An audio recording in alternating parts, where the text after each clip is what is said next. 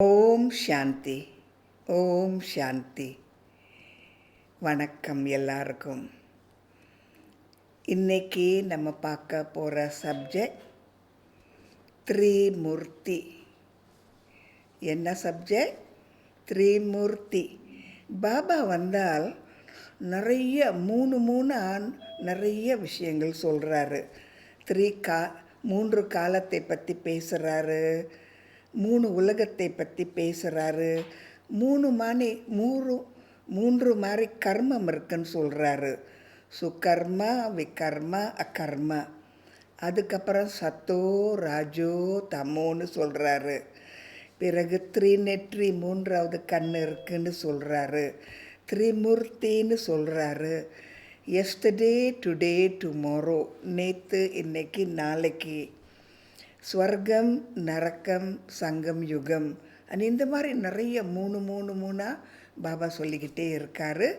இன்றைக்கி நம்ம பார்க்குறது த்ரிமூர்த்தி. இந்த த்ரிமூர்த்தி 3 பாகம் பாபா நடிக்கிறாரு. தந்தை போல, குரு போல, சத்குரு போல. இந்த 3 மிக மிக மிக முக்கியமான பாகம். எதுக்கு எப்படின்னு நம்ம பார்ப்போம். நம்ம எல்லாருமே பயணிகள். இந்த பூலத்துக்கு நம்ம வந்தோம், நடிக்கிறோம். அப்போது பாபா நமக்கு என்ன சொல்லித்தர்றாரு? த்ரிமூர்த்தி மூலமாக எல்லாமே விவரமாக ஒன்றா சொல்லித்தர்றாரு. என்ன சொல்லித்தர்றாரு? தந்தை போல் எப்படி அவர் நமக்கு பாதுகாக்கிறாரு சொல்லித்தர்றாரு. குரு போல் என்னென்ன ஞானம் நமக்கு இருக்கணும்னு சொல்லித்தர்றாரு. சத்குருன்னா நம்ம உண்மையான தர்மம் என்னதுன்னு அதுவும் சொல்லித்தர்றாரு. நம்ம எல்லாரும் பயணிகள். ஒரு பயணம் செய்யணுன்னா நமக்கு தெரியணும் என்ன மாதிரி பயணம் நம்ம செய்கிறோம், எப்படி செய்கிறோன்னு தெரியணும். ஆகவே இந்த சப்ஜெக்ட் நம்ம பார்க்குறோம். முதல் பாபா வந்தால் அவர் என்ன சொல்கிறாரு? நான் உங்கள் தந்தை, நீங்கள் என்னோட குழந்தைங்கள். முந்தியும் நீங்கள் என்னோட குழந்தைங்கள், இப்போவும் நீங்கள் என்னோட குழந்தைங்கள், எப்போவுமே நீங்கள் என்னோட குழந்தைங்கள். காரணம், இது தந்தை பிள்ளைங்களோட தொடர்பு, ஆத்மீக தொடர்பு. ஆத்மீக தொடர்பு எப்போவுமே ஒரு பிரிவுன்னு சொல்கிறது கிடையாது. அப்பான்னு சொல்கிறது முந்தியும் அப்பா, இப்போவும் அப்பா, எப்போவுமே அப்பா. ஆகவே நான் உங்கள் தந்தை, நான் உங்களுக்காக வந்திருக்கேன். நீங்கள் என்னோடய பிள்ளைங்க. இப்போ நீங்கள் கஷ்டத்தில் வந்துட்டீங்க.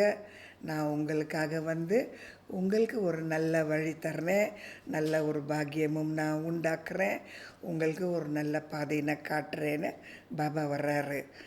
ஆகவே ஒரு தந்தை வந்தால் முதல் நமக்கு ஒரு குடும்பம் அவர் நமக்கு தர்றாரு. என்ன மாதிரி குடும்பம்? ஆன்மீக குடும்பம், காட்லி ஃபேமிலி. இப்போ நம்ம எந்த குடும்பத்தில் இருக்கோம்? சிவ பரமாத்மாவோட குடும்பத்தில் இருக்கோம். நம்ம சிவ பரமாத்மாவோட பிள்ளைங்க, எப்போவுமே அவரோட பிள்ளைங்க. ஆனால் இப்போது நம்ம தெரிஞ்சு உணர்ந்து இப்போ நம்ம அவரோட பிள்ளைங்களை இருக்கிறதுனால இப்போ நம்ம அந்த ஃபேமிலி, அந்த காட்லி ஃபேமிலியில் நம்ம இருக்கோம். இறைவனோட குடும்பத்தில் நம்ம வந்தாச்சு. ஆகவே இறைவனோட குடும்பம்னா என்னது? ஒரு தந்தை இருக்கார், அவரே தாய், அவரே குரு, அவரே சத்குரு, அவரே எல்லாம். ஆனால் முதல் நம்ம பிள்ளைங்களை வந்தவொடனே இந்த 3 பாகம், தந்தை, டீச்சர், சத்குரு, இந்த மாதிரி அவர் வர்றாரு. சரியா? அப்போ நமக்கு ஒரு குடும்பம் தர்றாரு.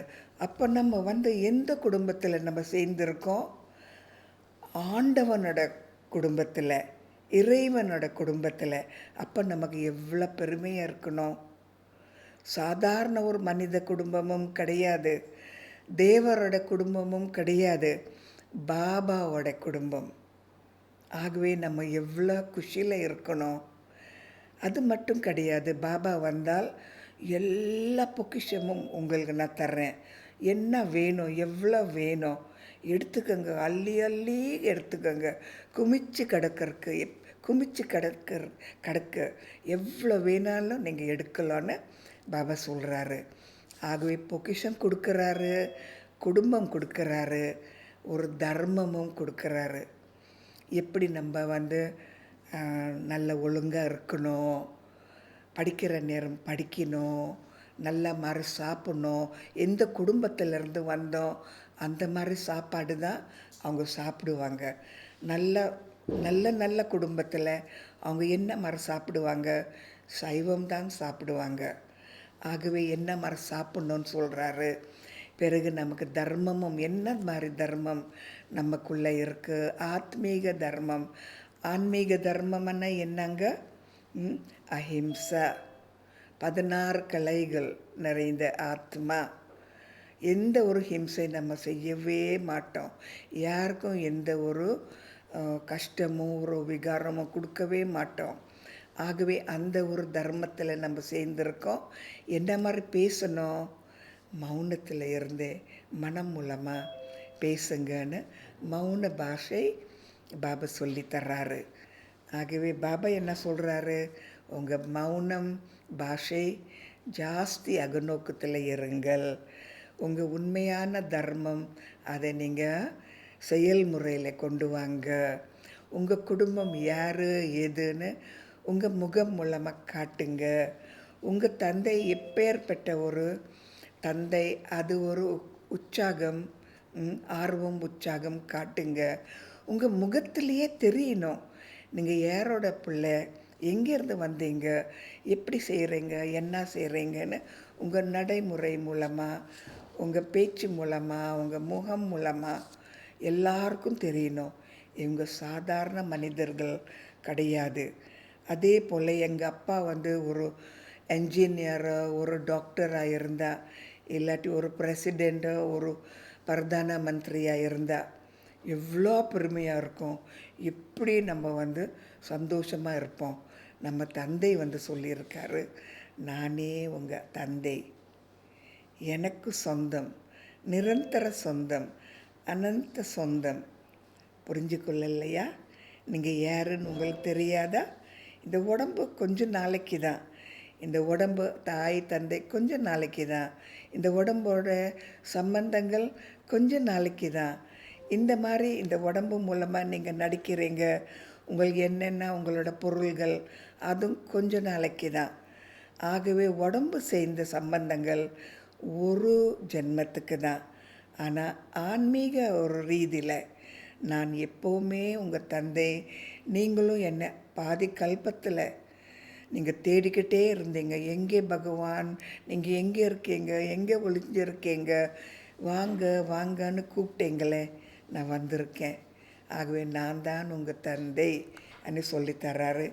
நமக்கு எல்லாம் தேவையை, ஒரு குழந்தைக்கு என்ன தேவை அது எல்லாம் பாபா நமக்கு தர்றாரு. ஒரு குழந்தைக்கு என்ன தேவைன்னா அதுக்கு பாபா எல்லாம் நமக்கு தர்றாரு. ஆகவே நம்ம குஷி எப்படி இருக்கணும் நினச்சி பாருங்கள்.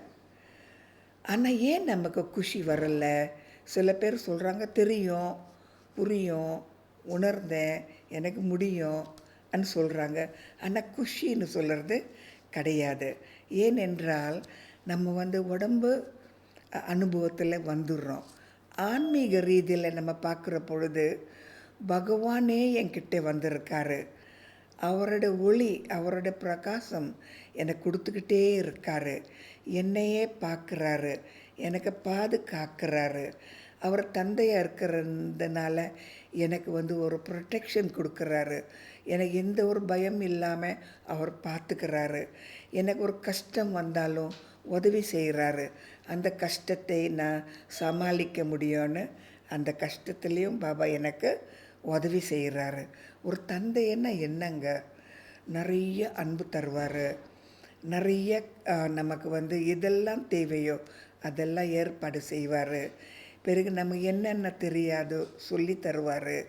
ஆகவே தந்தை என்று சொன்னால் நமக்கு ஒரு குஷி இருக்குது, ஒரு குடும்பம் இருக்குது, ஒரு பாஷை இருக்குது, ஒரு தர்மம் இருக்குது, ஒரு உற்சாகம் இருக்குது, ஒரு செக்யூரிட்டி இருக்குது. பயமே கிடையாது. என்னென்ன தேவையோ அதெல்லாம் குமிச்சு குமிச்சு தர்றாரு பாபா. ஆகவே நம்ம என்ன செய்யணும்? பாபா, நீங்கள் என்னோட தந்தையாக இருக்கிறதுனால நீங்கள் என்னென்ன எனக்கு கொடுக்குறீங்களோ அதெல்லாம் நான் எனக்குள்ளே நான் நிரப்பிக்கொள்ளுவேன். என்னெல்லாம் நீங்கள் தர்றீங்களோ எனக்குள்ளே நிரப்பிக்கொள்ளுவேன். முதல் அமைதி, இரண்டாவது சந்தோஷம். சாதாரண சந்தோஷம் கிடையாதுங்க. ஆன்மீக சந்தோஷம் உங்கள் முகத்தில் தெரியணும். ஆன்மீக சந்தோஷம் நீங்கள் உங்கள் பேச்சில் தெரியணும். ஆன்மீக சந்தோஷம் உங்கள் செயல்களில் தெரியணும். ஆகவே பாபா கிட்ட சொல்லணும், நான் உங்களை காட்டி தர்றேன். பாபா நம்மளை காட்டியாச்சு. எல்லாருக்கும் தெரியும் பிரம்மகுமாரி சொன்னால் யார், எங்கே இருக்காங்க, என்ன சொல்லி தர்றாங்க, எப்படி அவங்க வாழ்க்கையை அவங்க நடத்துகிறாங்கன்னு எல்லாருக்கும் தெரியும். பாபாவை காட்டி தர வேண்டாமா?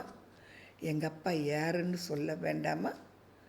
ஆகவே பாபா, என்னோட பாபா நான் எல்லாருக்கும் காட்டி தரணும். பேச்சு மூலமாக கிடையாது, என்னோட சந்தோஷம் மூலமாக, என்னோட மௌனம் மூலமாக, என்னோட அகநோக்கம் மூலமாக, என்னோட செயல்கள் மூலமாக, என்னோட சகவாசம் மூலமாக, என்னோட சாப்பாடு மூலமாக நான் பாபாவை காட்டி தரணும். பிறகு பாபா டீச்சராக இருக்கார். ஒரு டீச்சர், ஒரு வாத்தியாரன்னா. வாத்தியாரன்னா என்ன? உபவாத்தியாரன்னா என்னது? அவர் என்ன செய்வார்? அவர் ஞானம் கொடுப்பார். நீங்கள் படிக்கிறீங்களோ இல்லையோ அது அவருக்கு கவலை கிடையாது. அவர் என்ன செய்யணும்? சொல்லித்தரணும். நிறைய சொல்லித்தர்றாரு. 3 காலத்தை பற்றி, 3 உலகத்தை பற்றி, நம்ம உண்மையான இல்லம் ஆத்ம உலகத்தை பற்றி சொல்கிறாரு. அங்கே பிரம்ம தத்துவம் இருக்குது, அங்கே எப்பேற்பட்ட ஒரு சூழ்நிலை இருக்குன்னு சொல்கிறாரு. இந்த ட்ராமா ஆரம்பம் மத்திய கடைசி சொல்கிறாரு. நம்ம நடிகர்கள்னு சொல்கிறாரு. பிறகு கர்மா பற்றி சொல்கிறாரு, தொடர்புகளை பற்றி சொல்கிறாரு. பிறகு நம்ம என்ன மாதிரி செயல்கள் செய்யணும், நம்ம செய்கிற கர்மங்கள் எல்லாம் இப்படி இருக்கணும், எல்லாம் சொல்லித்தர்றாரு. டீச்சர் என்ன, நீங்கள் படிக்கிறீங்களோ இல்லையோ அவர் கொடுக்குற ஞானம் எல்லாமே அப்படி கொட்டி தருவார், கொட்டிடுவார். என்னென்னலாம் சொல்லணுமோ எல்லாம் சொல்லிடுவார். ஆகவே இந்த ட்ராமாவின்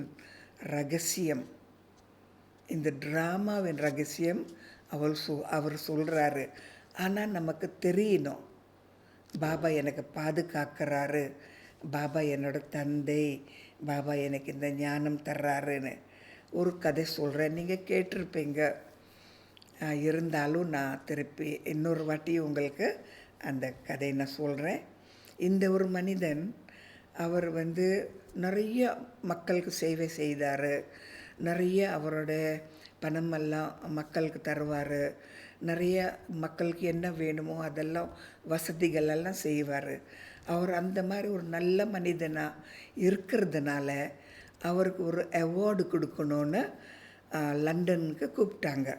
அவர் இந்தியாவில் இருக்கிறவர், லண்டனுக்கு வாங்க, உங்களுக்கு ஒரு அவார்டு கொடுக்குறோம், மக்களுக்காக நீங்கள் எவ்வளோ நல்ல சேவையெல்லாம் செய்தீங்க, அதுக்காக உங்களோட அவார்டு, லண்டனுக்கு வாங்க நம்ம தர்றோன்னு டிக்கெட் எல்லாம் வாங்கி அவர் கையில் கொடுத்துட்டாங்க. இவருக்கா ரொம்ப சந்தோஷம். இதெல்லாம் கிடைக்கும்னு அவர் நினைக்கல. இயற்கையாகவே அவரோட மனம் மூலமாக அவர் மக்களுக்கு அவர் சேவை செய்துக்கிட்டே இருந்தார். ஆகவே இந்த மாதிரி அவார்டு, அவர் பட்டம் கொடுக்க போகிறாங்கன்னு அவருக்கு ரொம்ப சந்தோஷம். ஆகவே அதுக்கு எல்லாம் தயார் பண்ணிக்கிட்டே இருக்கிற பொழுது அடுத்த நாள் அவர் கிளம்பணும் லண்டனுக்கு. ஆனால் இன்றைக்கி என்ன ஆச்சுன்னா, ஒரு ஆக்சிடெண்ட்டில் ஒரு கார் அவரை மோதி அவருக்கு பெரிய ஒரு அடி பட்டுருச்சு. அந்த ஆக்சிடெண்ட்டில் அவரோட கால் ஒன்று வெட்டிட்டாங்க. ஏன்னா அந்த ஆக்சிடெண்ட்டில் நல்லா ரொம்ப மோசமான ஒரு நிலையில் இருக்கிறதுனால அந்த காலை வெட்டிட்டாங்க. அப்போ அவர் நினைக்கிறாரு, நான் எவ்வளோ நல்லது உண்மையாக எந்த ஒரு கெட்ட எண்ணம் இல்லாமல் நான் எவ்வளோ நல்ல இதெல்லாம் செய்தேன். எனக்கு இந்த ஒரு அவார்டு கிடைக்கணும்னு நான் நினைக்கல. அவங்களே தர்றேன்னு சொன்னாங்க. இதுக்கு தான் நான் சரின்னு சொன்னேன். அதுவும் எனக்கு கிடைக்க தகுதி இல்லையா? பகவானே என்ன இது? கொஞ்சம் ஒரு சோகத்தில் வந்தார். அடுத்த நாள் அவர் போகிற அந்த ஏரோப்ளேனில் அங்கே போகிறவங்கெல்லாம் அவங்க ஏரோப்ளேனில் போனாங்க லண்டனுக்கு. ஆனால் அந்த ஜேர்னியில் அந்த போகிற பொழுது அந்த பிளேன் ஒரு ஆக்சிடெண்ட்டில் சிக்கிக்கொண்டு கீழே விழுந்து அதுக்குள்ளே இருக்கிற எல்லா பேசஞ்சர்ஸ் எல்லாம் க்ளோஸ் ஆயிட்டாங்க. அப்போ இவர் அந்த செய்தி கேட்டவுடனே, ஐயோ நானும் அந்த ஏரோப்ளேனில் இருந்திருக்கணும், நானும் அந்த பிளேனில் நான் போயிருக்கணும், நானும் இப்போ செத்துருப்பேன், ஆனால் நான் உயிரோடு இருக்கேன், ஒரு கால் தான் போச்சு, ஆனால் எனக்கு உயிர் இருக்கு, பகவானே எனக்கு ரொம்ப சந்தோஷம். இந்த மாதிரி கர்ம கணக்கு பாபா நமக்கு சொல்லித்தர்றாரு. காரணம், நம்ம சில சமயம் பிராமணர்களாக வந்த உடனே நமக்கு ஏதாவது ஒரு கஷ்டம் நம்ம நினைக்கிறோம், நான் வந்தேனே, கஷ்டம் வரக்கூடாதே, பாபா இருக்காரே, ஏன் எனக்கு இந்த மாதிரி கஷ்டங்கள் எல்லாம் தர்றாரு, பாபா ஒன்றும் செய்யலையா நம்ம நினைக்கிறோம். ஆனால் உண்மையாகவே பாபா எவ்வளோ கஷ்டம் நம்ம ஏற்றுக்கொள்ள முடியும், சமாளிக்க முடியும், எல்லாம் நல்ல அளவோடு தான் பாபா கொடுக்குறாரு. அதுவும் நம்ம கர்ம கணக்கு நம்ம தீர்க்கணுமே. நம்ம பாபா கிட்டே வர்ற பொழுது நமக்கு நிறையா கடன் இருக்கே, அந்த கடன் நம்ம தீர்க்க வேண்டாமா? ஆகவே நம்ம அந்த கடனை தீர்ந்தே நம்ம செய்யணும். ஆகவே பாபா சொல்கிறாரு, பயப்படாதீங்க, எல்லாம் நல்லபடியாக முடிவுக்கு வர்றோம். நீங்கள் பொறுமையாக இருக்கணும், புரிஞ்சு கொள்ளணும், இந்த ட்ராமா என்ன எப்படின்னு தெரிஞ்சு கொள்ளணும், கர்மாவை பற்றி கொஞ்சம் தெரிஞ்சு கொள்ளணும்னு பாபா சொல்கிறாரு. அதே போல் நம்ம நிறைய நம்ம படிக்கலாம். இன்னொரு சின்ன கதை நான் சொல்கிறேன், கர்மாவை பற்றி தான். ஒரு சாதாரண மனிதர், அவர் என்ன நினச்சாருன்னா, நல்லா இரவு நல்லா காற்று ஓட்டமாக இருக்க, நான் இந்த செடி அடியில் நான் படுத்து தூங்குறேன், என்ன நல்லா காற்றோட்டமாக இருக்குது, இந்த செடி அடியில் நான் படுத்து தூங்குனா நல்லா எனக்கு தூக்கம் வரன்னு படுத்து தூங்குனார். ஆனால் அந்த ராத்திரி என்ன ஆச்சுன்னா, பெரிய மழை, கீழே பெரிய மழை கொட்டுன்னு கொட்டிச்சு. அப்போ இவர் சொல்கிறாரு, இந்த உலகத்தில் எதுவுமே நிரந்தரமாக இல்லை, கொஞ்சம் நேரம் நிம்மதியாக தூங்கணுன்னா இந்த மாதிரி மழை என்னோடய தூக்கத்தை கெடுத்துருச்சு கோவிச்சுக்கிட்டு போனார். அதே மாதிரி ஒரு டீச்சர் வந்தார். ஒரு டீச்சர் அவரும் அந்த செடி அடியில் படுத்து தூங்கணுன்னு இருந்தார். அதே மாதிரி அந்த ராத்திரி இந்த மாதிரி மழை பெஞ்சது. அப்போ இவர் நினச்சார், ஏன் இந்த மாதிரி எல்லாம் மழை பெய்யறது என்ன. ஒரு சாது வந்தார், அவரும் இந்த செடி அடியில் படுத்து தூங்கினார். அந்த மழை பெய்கிற பொழுது அவர் என்ன சொன்னார், ரொம்ப நல்லா இருக்கு, சந்தோஷமாக இருக்கணும்னு நான் நினச்சேன், இப்போ மழை பெய்யறது இன்னும் நல்லா இருக்கு, கவலையே இல்லை, நல்லதும் கெட்டதும் ஏற்றுக்கொள்ள எனக்கு அந்த சக்தி வேணும், எல்லாமே நல்லா இருக்கும், நான் திட்டம் போட்டாலும் நான் திட்டம் போட்ட மாதிரி அப்படியே இருக்கும்னு சொல்ல முடியாது, அமைதியாக தூங்கணும்னு நான் நினச்சேன், இப்போ மழை பெய்யறது ப்ராப்ளம் இல்லை, நான் இந்த மழையிலையே கொஞ்சம் நேரம் நான் அதை ரசிக்கிறேன், இது பாபா கடவுள் கொடுக்குற ஒரு அமுத மழை அதை அவர் ரசித்தார். பாருங்கள், சூழ்நிலை ஒன்று தான். ஒருத்தர் கோவிச்சுக்கிட்டு போனார், இன்னொருத்தர் எதுவுமே நிரந்தரமாக இல்லைன்னு போனார், இன்னொருத்தர் இது நல்லதுன்னு ஏற்றுக்கொண்டார். ஆகவே நம்ம ஒரு நினைக்கிற சூழ்நிலை எந்த லெவலில் நம்ம நினைக்கிறோம். ஒரு சமயம் நம்ம பாபா கிட்டே வந்த உடனே நம்ம நினைக்கிறோம் எல்லாம் நல்லபடியாக ஆயிடணும்னு. ஆகாது பாருங்கள். நமக்கு விரோதியாக நம்ம குடும்பம் வருவாங்க, விரோதியாக பிரம்மகுமாரிஸே வருவாங்க, விரோதியாக மக்களும் வருவாங்க, விரோதியாக நம்ம கர்மமே நம்மக்கிட்ட இருந்து கடனை தீத்துடுன்னு வர்றோம். அதே போல் நம்ம உடம்பும் நமக்கு நிறைய மாதிரி கஷ்டங்கள் கொடுக்கும். அப்போ நம்ம நினைக்கிறோம், ஏன் இதெல்லாம் வருது, இதுக்கு முந்தி இப்படி வரலையேன்னு. ஆனால் உண்மையாக நம்ம கர்மம்னு சொன்னவுடனே நம்ம டீச்சர் என்ன சொல்லித்தராரு, இதெல்லாம் கர்ம கணக்கு, தீக்கணும், அமைதியாக இருக்கணும், பொறுமையாக இருக்கணும், யாராவது தவறு செய்தாலும் மன்னிக்கணும், நீங்கள் அவங்களுக்கு வாழ்த்தணும். இதெல்லாம் செயல்முறையில் செய்தால்தான் நமக்கு அந்த கர்மம் நமக்கு தெரியும், புரியும், செய்ய முடியும் நம்ம காட்டணும். தெரிஞ்சால் மட்டும் போதாது. ஆனால் அது நம்ம வாழ்க்கையில் வந்தவுடனே இதுவும் ஒரு பாகமாக நான் ஏற்றுக்கொள்கிறேன், இந்த ஒரு கஷ்டமும் வரணுமா, கவலை கிடையாது. இவங்களும் எனக்கு விரோதியாக வரணுமா, இத்தனை நாளும் ஸ்நேகிதராக இருந்தாங்க, இப்போ விரோதியாக வரணுமா, பரவாயில்ல, அவங்க மாறுவாங்க ஒரு நாள் அப்படி நம்ம மனதை நம்ம எப்படி அமைதியாக வச்சுருக்கிறது, கோவிச்சிக்காம எதுவும் எதிர்பார்க்காம மற்றவங்கக்கிட்ட இருந்து நம்மளே பொறுமையாக இருந்து கர்மம் என்ன எதுன்னு தெரிஞ்சு கொண்டால் பாபா நமக்கு எவ்வளோ நல்ல ஒரு அருமையான ஒரு ஞானம் தர்றாரு. இந்த மாதிரி டீச்சர் எங்கேயும் இல்லை. 5000 வருடத்தில் ஒரே ஒரு வாட்டி இந்த டீச்சர் கர்ம கணக்கை பற்றி சொல்லித்தர்றாரு. ஆகவே நான் எப்படி இந்த ஞானத்தை நான் புரிஞ்சு கொள்ளணும். பிரம்மகுமாரியாக இருக்கிற பொழுது பல மாதிரி இந்த மாதிரி டெஸ்ட் பேப்பர்ஸ் வர்றோம், பல மாதிரி பரீட்சைகள் வர்றோம். ஆனால் அதெல்லாம் நான் சமாளிக்கணும்.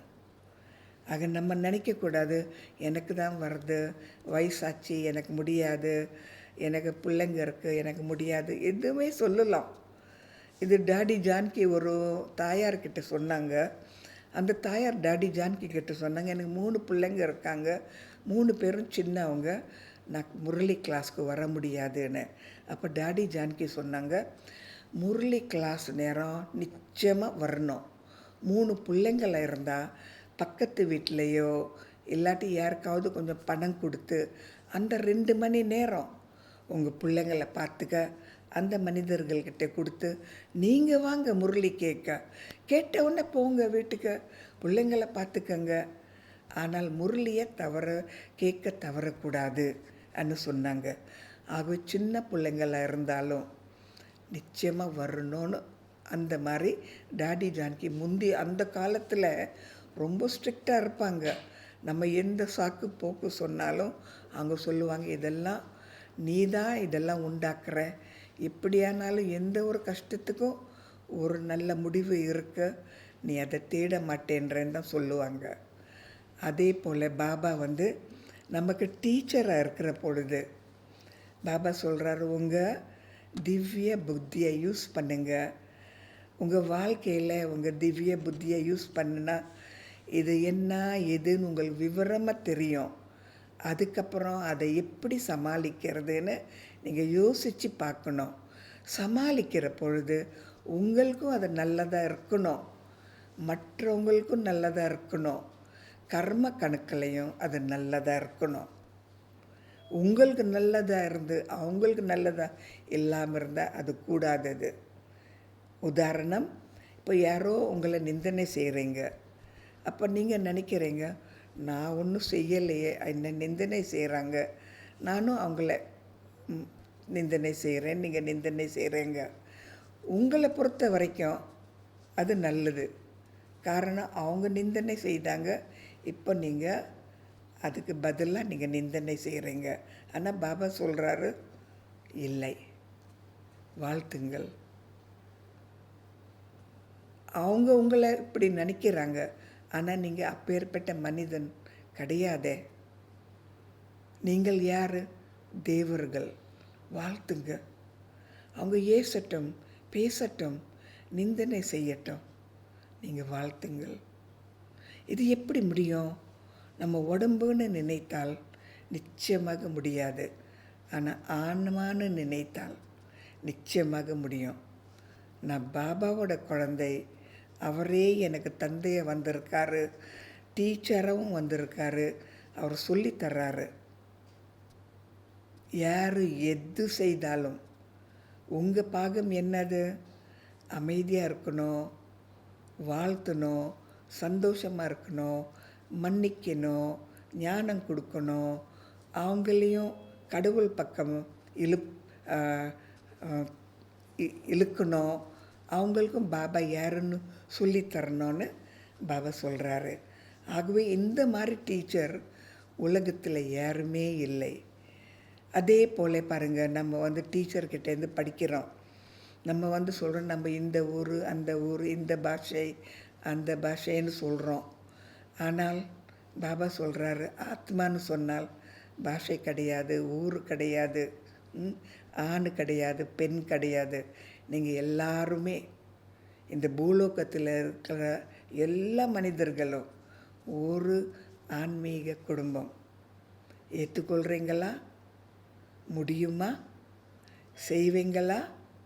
உண்மையா? நெஞ்சாரையா? பாபா கேட்குறாரு. ஆகவே நம்ம முடியும்னு சொல்கிறோம், ஆனால் முடியுமா? இது ஒரு கேள்வி நம்ம கேட்கலாம். ஆகவே பல மாதிரி மனிதர்கள் நம்ம வாழ்க்கையில் வருவாங்க. என்னால் முடியுமா இல்லையா? நானே என்னை கேட்கணும். முக்கியமான பாடம் டீச்சர் என்ன சொல்லித்தர்றாரு? ஏகாந்தமாக இருங்க. உங்கள் சகவாசம் உங்களோடையே இருக்கட்டும். உங்களை நீங்கள் பாருங்கள். உங்களுக்கு நீங்கள் ஒரு சிநேகிதராக இருங்க. உங்கள் புலங்களை நம்பாதீங்க. உங்கள் புலங்கள், உடம்பு புலங்கள் உங்களை ஏமாற்றும். உங்களை நீங்கள் பாருங்கள். உங்களுக்குள்ளே இருக்கிற விகாரங்கள் நீங்கள் என்னதுன்னு கண்டுபிடிங்க. அதே கொஞ்சம் கொஞ்சமாக அதை நீங்கள் குறையுங்க. எப்படி முடியுமோ நீங்கள் அழகாக ஒரு வைரம் போல வரணும். ஆகவே இந்த ஒரு போர் உங்களுக்குள்ளேயே நீங்கள் செய்யணும். ஆகவே அகநோக்கத்தில் இருக்கணும். மனம் புத்தியை நிறைய பாவிக்கணும். உங்கள் சம்ஸ்காரம் சட்டுன்னு உங்களை ஏமாற்றும். அதை நீங்கள் பார்க்காதீங்க, கேட்காதீங்க. பாபா என்ன சொல்லித்தர்றாரு? டீச்சராக இருந்து இப்படி சொன்னார். ஆகவே உங்கள் சகவாசத்தையே நீங்கள் ரசிக்கணும். நீங்களே உங்களை நேர்மையாக பார்க்கணும், தைரியமாக பார்க்கணும். என்னென்ன விகாரங்கள் இருக்குது அது உண்மையை நீங்கள் ஏற்றுக்கொள்ளணும். நான் இல்லைன்னு சொல்லக்கூடாது. உங்களுக்குள்ளேயே அமைதி நீங்கள் கொண்டு வரணும். உங்களுக்குள்ளேயே ஒரு சந்தோஷம், உற்சாகம் நீங்கள் உண்டாக்கணும். நீங்களே ஒரு ஆன்மான்னு நீங்கள் நினைக்கணும். ஆன்மான்னு சொன்னால் புத்தியை நல்லா பாவிக்கணும். முரளியை நம்ம மீண்டும் மீண்டும் படிக்கணும். மற்றவங்க என்ன சொன்னாலும் ஒரு காதில் அது போனாலும் இன்னொரு காதிலிருந்து அதை வெளியாக்கணும். நீங்கள் ரொம்ப ரொம்ப முக்கியமான ஒரு நடிகர். கடவுள் உங்களை சொல்லியிருக்காரு, நீங்கள் எனக்கு தேவை, என்னோடய குழந்தை, எனக்கு உதவி செய்வீங்க, என்னோடய கருவிகள், தேவர்கள் சொல்லியிருக்காரு. ஆகவே நான் எவ்வளோ ஒரு உயர்ந்த ஒரு நடிகர், அதை நான் உணர்றேன்னா தெரியுமா? அப்படி நான் இருக்கேன்னா, நானே எனக்கு நான் அன்பு காட்டுறேன்னா, நானே எனக்கு ஒரு சந்தோஷம் நான் கொடுக்குறேன்னா, நானே எனக்கு மனோ அமைதி நான் கொண்டு வர்றேன்னா, யோகம் செய்கிறேன்னா, நானே இப்போவுமே கொஞ்சம் கொஞ்சமாக மாறிக்கிட்டே இருக்கேன்னா, அது உண்மையாக இல்லாட்டி நான் நினைக்கிறேன் நான் மாறி இருக்கேன், ஆனால் நான் மாறலையா? இந்த மாதிரி நமக்குள்ளேயே நம்ம பார்த்துக்கொள்ளணும் என்ன எப்படின்னு. ஆகவே நம்ம செய்தி நமக்கு தான் தெரியும், பாபாவுக்கு தான் தெரியும். ஆகவே நமக்குள்ளே இருக்கிற நல்ல நல்ல செய்திகள் நம்ம வெளியாக்கணும். அதுக்கு நம்ம தைரியம் கொடுக்கணும். அதுக்கு நம்ம வந்து தொடர்ந்து பாவிக்கணும். தேவையில்லாத செயல்கள், குணங்கள், பிறகு எண்ணங்கள் அதெல்லாம் நான் கொஞ்சம் கொஞ்சமாக குறைக்கணும். ஆகவே நம்ம உள்ளே இருக்கிற பொழுது நம்ம என்ன செய்வோம், நம்ம எப்படி மாறுவோம், நீங்கள் தெரிஞ்சு கொள்ளணும். எனக்கு தெரியும், என்னோட உண்மையான விரோதிகள் எனக்குள்ளே தான் இருக்காங்க. இத்தனை நாள் நம்ம நினைத்தோம், இந்த தேசம்தான் எனக்கு கஷ்டம் கொடுக்கறது, தாய் தந்தை தான் எனக்கு எஜுகேஷன் ஒரு படிப்பு கொடுக்கல, இதனால தான் எனக்கு கஷ்டம், அவங்களனால தான் எனக்கு கஷ்டம். ஆனால் இப்போ எனக்கு தெரியும், நானே எனக்கு ஒரு விரோதியாக இருக்கலாம். ஆகவே நான் விரோதியாக இருந்து ஒரு சிநேகிதராக நானே எனக்கு வரணும். ஆகவே எவ்வளோ முடியுமோ எனக்குள்ளே இருக்கிற சிறை, நான் தான் நல்லவங்க, எனக்கு தான் தெரியும், நான் தான் சீனியர், அது ஒரு சிறை. அந்த சிறையிலேருந்து நான் வெளியாகணும். எவ்வளோ முடியுமோ எனக்குள்ளே என்னென்னலாம் பூட்டு போட்டிருக்கோ அந்த பூட்டை நான் திறக்கணும். உதாரணம், நம்ம நினைக்கிறோம் நம்ம சாப்பாடு தான் நல்லது, நம்ம இந்த கிளாஸ் கொடுத்தா தான் நல்லா இருக்குது. நீங்கள் அந்த மாதிரியெல்லாம் நினைக்கிறது இதெல்லாம் பூட்டு. அந்த பூட்டை நம்ம திறந்தால் நமக்கு ஒரு விடுதலை கிடைக்கும். நம்ம புது புது மாதிரி நினைக்க பார்க்கணும். முந்தி எனக்கு வந்து இந்த மாதிரி மனிதர்களை பார்த்தால் எனக்கு அவ்வளோ பிடிக்காது. ஆனால் இப்போ நான் பார்க்குறேன், புது கண்கள் மூலமாக, புது எண்ணங்கள் மூலமாக, புது ஞானம் மூலமாக, ஓ அவங்க பாகம் அவங்க நடிக்கிறாங்க, அந்த பாகம் அவங்களுக்கு நிச்சயப்பட்டிருக்கு, அந்த மாதிரி தான் அவங்க நடிக்கணும். பாவம், எனக்கு அவங்கள பிடிக்கும், அவங்க பாகம் அப்படி இருக்குது, நான் ஏற்றுக்கொள்கிறேன், அவங்களும் என்னோட சகோதரர்கள். ஆனால் நமக்குள்ளேயே நினைக்கிறது, பார்க்கறது, கேட்குறதெல்லாம் நம்ம மாற்றணும். முந்தி மாதிரி கேட்குறது, முந்தி மாதிரி பேசுறது, முந்தி மாதிரி எல்லாம் பார்க்கறது, நினைக்கிறது கொஞ்சம் கொஞ்சமாக நம்ம மாற்றணும். ஆகவே நான் எப்படி நினைக்கிறேன், நானே எனக்குள்ளே பார்க்கணும். காரணம், எனக்குள்ளே என்னென்ன மாதிரி ரகசியங்கள் இருக்குது எனக்கு தெரியாது. அப்போ வெளியில் ஏதாவது ஒன்று நடந்தால் அது திடீரென்னு அது உள்ளே இருக்கிற ரகசியம் வெளியில் வருது. அப்போ எனக்கு தெரியும், ஓ இந்த ஒரு விகாரமும் எனக்கு இருக்கா என்ன. ஆகவே என்னை பற்றி நான் தெரிஞ்சு கொள்வது, நான் உண்மையாக என்னையே நான் பார்க்கறது, வேறு அவங்கள எப்படி இருந்தாலும் நான் ஏற்றுக்கொள்கிற அந்த ஒரு பரந்த ஒரு புத்தி, இதெல்லாம் எனக்கு இருந்தால் நிச்சயமாக எனக்குள்ள ஸ்ட்ரெஸ் இருக்காது. நிச்சயமாக எது நடந்தாலும் நல்லது. நிச்சயமாக பாபா நல்லதுக்கு தான் இந்த மாதிரியெல்லாம் ட்ராமா எனக்கு தந்தார், நான் ஏற்றுக்கொள்ள முடியும். ஞானம் நமக்கு ஒளி தரணும், அன்பு தரணும், ஒரு சந்தோஷம் தரணும், ஒரு உற்சாகம் தரணும். இந்த நடிக்கிற நடிப்பில் எனக்கு ஒரு தெளிவு வரணும், எனக்கு சந்தோஷம் வரணும், நான் நல்ல நடிகர்ன்னு.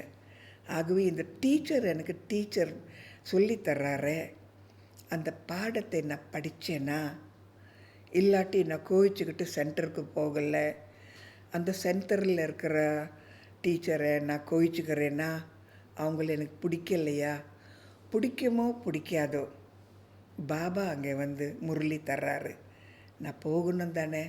அங்கே இருக்கிற பிரம்மகுமாரிசுங்கள் எனக்கு பிடிக்காது, ஆகவே நான் போகலை, அதுவும் சரியில்லை. ஆகவே எப்படி பாருங்கள், நம்ம பற்றற்ற நிலையில் எது இருந்தாலும் எப்படி இருந்தாலும் நான் சமாளிக்க எனக்கு அந்த சக்தி இருக்குது. கோவிச்சுக்க மாட்டேன், வெறுப்பாக அசிங்கமாக யாரையும் பார்க்கவும் மாட்டேன். என்னையே நான் திருத்து கொண்டு இப்படி தான் நான் இருக்கணும், சத்துவ பிரதானம் மாறணும்னு என்னோட டீச்சர் எனக்கு சொல்லித்தர்றாரு. அப்பா என்ன சொன்னார், உங்கள் குடும்பத்தை நல்ல பேரை காப்பாற்று. டீச்சர் என்ன சொல்கிறாரு, நல்லா படித்து எனக்கு ஒரு நல்ல பேர் கொண்டு வான்னு சொல்கிறாரு. அப்பா சொல்கிறாரு, குடும்ப நல்ல பேரை காப்பாற்று. டீச்சர் சொல்கிறாரு, என்னோட நல்ல பேரை காப்பாற்று. இப்போ சத்குரு என்ன சொல்கிறாரு? சத்குரு இல்லாமல் நமக்கு எங்கே போகணும், எப்படி போகணும், பிறகு எப்படி நமக்கு தெரியாதுங்க. இங்கேருந்து நான் எங்கே போகணும், இந்த உடம்பை விட்டு நான் போனால் எங்கே போகணும், பிறகு என்னுடைய எதிர்காலம் எப்படி இருக்கும், எங்கே போவேன், எதுக்காக அங்கே போவேன், வேறு மாதிரி மாற்றலாமா, வேறு மாதிரி நல்ல ஒரு எதிர்காலம் நான் உண்டாக்கலாமா, எனக்கு ஆசீர்வாதம் வேணும்னா யார்கிட்ட போகிறது, எப்படி போகிறது? சத்குரு தான் நமக்கு முக்தி, ஜீவன் முக்தி தர்றாரு. முதல் வீட்டுக்கு நீங்கள் திரும்பி போகணும். அங்கே கொஞ்சம் நேரம் ஓய்வெடுத்துட்டு நீங்கள் சத்யுகத்துக்கு வரணும். இதுதான் முக்தி, ஜீவன் முக்தி. பக்தி மார்க்கத்தில் கடவுளே என்னை எங்கேயாவது கூட்டிகிட்டு போயிடு, இங்கேருந்து என்னை கூட்டிகிட்டு போயிடு, எனக்கு இதெல்லாம் வேண்டாம், என்னை எங்கேயாவது கூட்டிகிட்டு போன்னு சொல்கிறோம் இல்லையா? இப்போ நமக்கு தெரியும் எங்கே போகணும்னு. ஆகவே சத்குரு என்ன சொல்கிறாரு? நம்ம வீடை காட்டுறாரு, நம்ம புது உலகத்தை காட்டுறாரு, அதுக்கு எப்படி போகிறதுன்னு அதுவும் சொல்லித்தர்றாரு சத்குரு. சத்குரு தான் நமக்கு வாழ்த்துவார். எவ்வளவு நானே நான் சொல்லித்தர்றேனோ, என்னோடய விகாரங்களை நான் நல்லபடியாக திருப்புறேனோ, அந்த சத்குரு எனக்கு நிறைய ஒரு பிளெஸ்ஸிங், நிறைய ஆசீர்வாதம் கொட்டிக்கிட்டே இருப்பார். ஆசீர்வாதம் நமக்கு கேட்க முடியாது, ஆனால் நம்ம முயற்சி செய்தால் அந்த ஆசீர்வாதம் தன்னாகவே வர்றோம். ஆகவே அவர் பார்க்குறாரு, நான் மாறுறேனா, எதுக்காக மாறுறேன், தெரிஞ்சு மாறுறேனா, உண்மையாக மாறுறேனா, இது கொஞ்ச நாளைக்கா, இது நிரந்தரமாக பார்க்குறாரு. ஆசீர்வாதம் கொடுப்பாரு. முக்தி, ஜீவன் முக்தி காட்டுறாரு, வழி காட்டுறாரு. எப்படி என் கர்ம கணக்கை தீர்க்கணும், எப்படி அமைதியாக இருக்கணும், எப்படி பாபாவை நினைக்கணும், எப்படி 3 தந்தை குரு சத்குருவை நான் நினைக்கணும். இந்த 3 பேர் ஒன்றா இருந்தால்தான், இந்த 3 பாகம் ஒன்றா இருந்தால்தான் எனக்கு முக்தி, ஜீவன் முக்தி கிடைக்கும். எனக்கு ஒரு அந்தஸ்து கிடைக்கும், நல்ல படிப்பு கிடைக்கும். ஒரு குழந்தை நல்லா படிச்சுட்டு மக்களுக்கு சேவை செய்யாமல் இருந்தால், படிப்பு நல்ல படிப்பு, ஆனால் யாருக்கும் உதவி செய்யாமல் இருந்தால் என்ன பிரயோசனம்? அந்த அப்பா சந்தோஷப்படுவாரா? இல்லை தானே? ஆகவே சத்குரு சொல்கிறாரு, நிறைய ஞானம் இருக்குது, மற்றவங்களுக்கு கொடுங்க, மற்றவங்களுக்கு ஆசீர்வாதம் செய்யுங்கள், அவங்களையும் பகவான்கிட்ட கூட்டிகிட்டு வாங்க, ஆசீர்வாதம் நிறைய பெறுங்க. ஜீவன் முக்தி உங்களுக்கு தான், உங்களுக்காக தான் நான் வந்தேன். உங்களை மரணம்னு சொல்கிறது கிடையாது.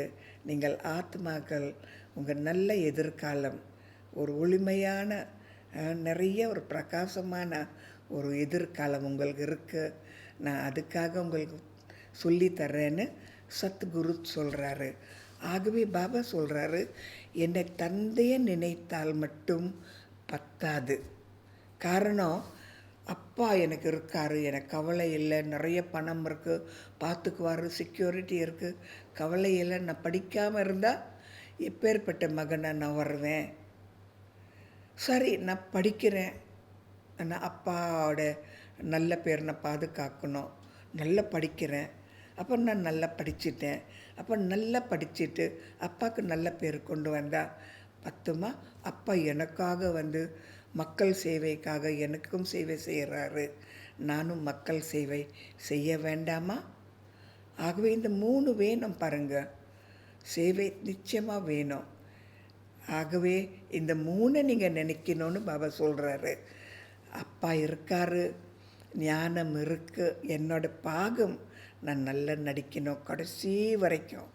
காரணம், அப்பா, தந்தை, சத்குரு இந்த 3ம் எனக்காக வந்திருக்காங்க. நான் தவறு செய்தாலும் என்னை அவங்க திருத்துவாங்க. நான் படிக்க தயாரா? ஆகவே பாருங்க 3 விஷயங்கள் நமக்குள்ள நடக்கும். ஒண்ணு வந்து என் மேலேயே எனக்கு ஒரு சுய நம்பிக்கை வரும். நான் இது வந்து முயற்சி செய்ய போறேன். எனக்காக அப்பா வந்திருக்கார். நான் செய்ய போறேன் முயற்சி. என் மேல எனக்கு நிறைய அன்பு இருக்கு. முயற்சி செய்ய போறேன். 1. 2வது, நானே எனக்கு உதவி செய்யாம இருந்தால், அப்பாக்கும் உதவி செய்ய முடியாது. நான் நல்லா அப்பா கிட்ட இருந்து சாப்பிட்டு, அவரோட குழந்தையா இருந்து, நான் ஒன்றும் செய்யாம இருந்தா, எனக்கே வெட்கம் அப்பாவை பார்க்க. அப்பா என்னை பார்த்தாலும் விரும்புவாரா? படிக்காம இருந்தா? ஆகவே நான் படிக்கணும். ஆக நான் படிச்சிருக்கேன். எனக்காக நான் படிக்கிறேன். என்னோட அந்தஸ்து நான் பாதுகாக்கணும். எங்கள் அப்பா என்னை பார்த்துட்டு நல்ல குழந்தை, நல்லா படிச்சிருக்கேன், சொந்த காலில் நீ நிற்கலாம், எனக்கு மிக்க சந்தோஷம் சொல்லணும் தானே. அதே போல் சத்குரு சொல்கிறாரு, அப்பா இருக்கார், டீச்சர் இருக்கார், எல்லாம் நிரப்பி நீங்கள் இருக்கீங்க. மக்கள் பாவம், அவங்க அழறாங்க, கேட்கலையா? அவங்களும் தேடுறாங்க, சொல்லித்தர வேண்டாமா? அவங்களும் தாகத்தில் இருக்காங்க, அந்த தாகத்தை தீர்க்க வேண்டாமா? அவங்களும் அலைஞ்சி அலைஞ்சி தேடுறாங்க, காட்டித்தர வேண்டாமா? ஆகவே இந்த 3 இருந்தால்தான் நம்ம உண்மையான பிரம்மகுமாரிஸா மாற முடியும். இந்த 3 மிக தேவை. இந்த 3 நமக்கு இருக்கணும். நல்ல குடும்பம், நல்ல படிப்பு, நல்ல சேவை. அப்போ தான் நான் தகுதி உள்ள ஒரு தேவதை போல மற்றவங்க என் மேலே பார்த்து, என்னை பார்த்து என்னை வணங்குற மாதிரி அந்த ஒரு லெவலுக்கு நான் வர முடியும். அப்பாவோட பேரை நான் பாதுகாக்கணும். நானும் எல்லா விஷயங்களும் எனக்கு தெரியணும். அது மட்டும் இல்லை, எவ்வளவு முடியுமோ மக்களுக்கு நான் சேவை செய்யணும். அதுக்கப்புறம் தானே மற்றவங்க என்னோட ஜடமூர்த்தியை பார்த்து அவங்க வணங்குவாங்க. வணங்குற ஒரு ஸ்திதி இப்போ தான் நான் உண்டாக்கணும். ஆகவே நான் என்ன செய்கிறேன், அது துவாபர யுகத்தில் என்னோட சிலைகள், ஜட சிலைகள் அவங்க உண்டாக்கி அவங்க வணங்குவாங்க. நன்றி, நீங்கள் வழிகாட்டுனீங்க, நீங்கள் மன்னிச்சிட்டீங்க, கடவுள் யாருன்னு சொல்லி தந்தீங்க, உங்கள் மூலமாக எனக்கு தைரியம் வந்தது, உங்கள் மூலமாக எனக்கு வழிகாட்டுனீங்க, உங்கள் மூலமாக எனக்கு ஞானம் கிடைச்சது, உங்கள் புத்திமதி மூலமாக எனக்கு ஒரு சந்தோஷம் வந்தது, நன்றி நன்றி நன்றின்னு அவங்க வணங்குவாங்க. ஆகவே இந்த பக்தி மார்க்கத்தில் அவங்க சொல்லுவாங்க, முந்தி நீங்கள் அப்படி இருந்தீங்க, இப்போ காட்டுங்க, முந்தி அப்படி நீங்கள் சொன்னீங்க, இப்போ செய்யுங்க. ஆகவே நம்ம செய்யணும், காட்டணும், இருக்கணும், மறுபடியும் நம்ம படிக்கணும், மறுபடியும் அந்த மாதிரி இருக்கணும். ஆகவே இந்த சக்கரம் சுற்றிக்கிட்டே இருக்கும். நான் படிக்கணும், மறந்து போயிடுவேன், மறுபடியும் படிக்கணும், மறுபடியும் நான் அந்த மாதிரி இருக்கணும். இந்த 3 ஃபாதர், டீச்சர், சத்குரு ரொம்ப ரொம்ப முக்கியம். ரொம்ப பேர் சொல்கிறாங்க, அப்பா இருந்தால் எனக்கு போதும்னு. எப்படி போதும்? ஒரு அப்பா எவ்வளோ தான் அந்த குழந்தைக்கு ஒரு நல்ல படிப்பு கொடுத்துட்டு ஒரு நல்ல அந்தஸ்து கொடுக்க முடியும்? படிப்பு இல்லாமல் இருந்தால் அந்தஸ்து கொடுத்தாலும், ஒரு பிஸ்னஸ் கொடுத்தாலும், அவருக்கு படிப்பு இல்லாமல் இருக்கிறதுனால அந்த பிஸ்னஸ் வந்து முன்னேற முடியாது. அதே போல் எவ்வளோ நல்ல அப்பாவாக இருந்தாலும், இந்த குழந்தை படிக்காமல் இருந்தாலும், நல்ல ஒரு பழக்க வழக்கங்கள் இல்லாமல் இருந்தாலும், யாரை பற்றியும் கவலைப்படாமல் இருந்தாலும், யாருக்கும் உதவி செய்யாமல் இருந்தாலும், நல்ல அப்பா, படிப்பு இல்லை, இந்த குழந்தை யாருக்கும் பிரயோசனம் இல்லை, அப்பாவுக்கும் பிரயோசனம் இல்லை. அவருக்கே அவர் ஒரு நல்ல ஒரு சுய மதிப்பு அவர் கிடையாது. மக்களுக்கு எப்படி செய்ய முடியும், என்ன செய்ய முடியும்? இந்த மாதிரி நம்ம நினைத்து பார்த்தால், நான் ஒழுங்காக படிக்கணும், நல்ல குழந்தைய நான் மாறணும், பாபா என்ன சொல்கிறாரு அதுக்கு நான் வந்து நல்ல பாபாவை நான் வந்து மதிக்கணும். பாபா சாதாரண தந்தையா, ம், பரம தந்தை. சாதாரண ஒரு டீச்சரா, பரம டீச்சர். சாதாரண ஒரு குருவா, பரம குரு. அப்போ எனக்கு எவ்வளோ பேரானந்தம் இருக்கணும்.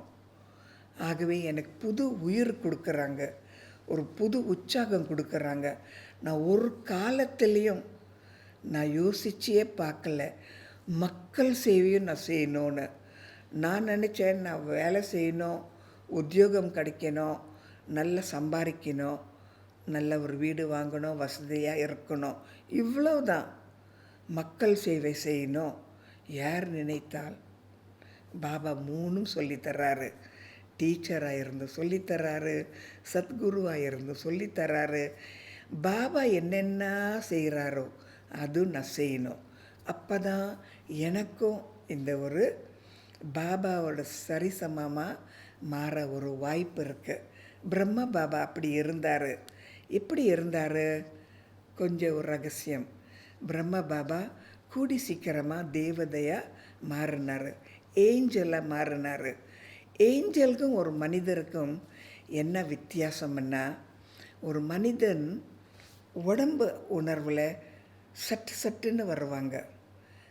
உடம்பு உணர்வு வேண்டான்னா கூட அந்த உடம்பு அவங்கள இழுக்கும், அந்த மனதை இழுக்கும், உடம்புன்னு. ஆனால் ஏஞ்சலை மாறின உடனே உடம்பு கிடையாது. ஆகவே மனம் மூலமாக 24 மணி நேரமும் சேவை சேவை சேவைன்னு செய்ய முடியும். பிரம்ம பாபா அப்படி இருந்தார். நம்மளே கூட பாபா என்ன சொல்கிறாரு? தேவர்களாக மாறுங்கன்னு. ஆகவே எவ்வளோ நம்ம மனசக்தியை நம்ம யூஸ் பண்ணுறோமோ, மனோசக்தி நம்ம யூஸ் பண்ணுறோமோ, அவ்வளோ நம்ம தேவதையாக மாற முடியும்.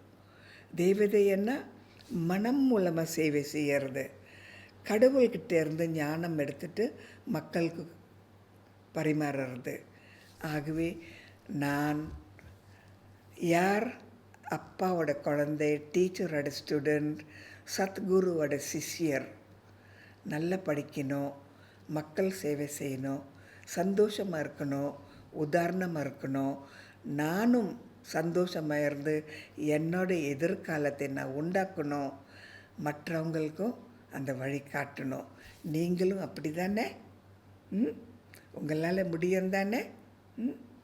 சந்தோஷம். ஓம் சாந்தி.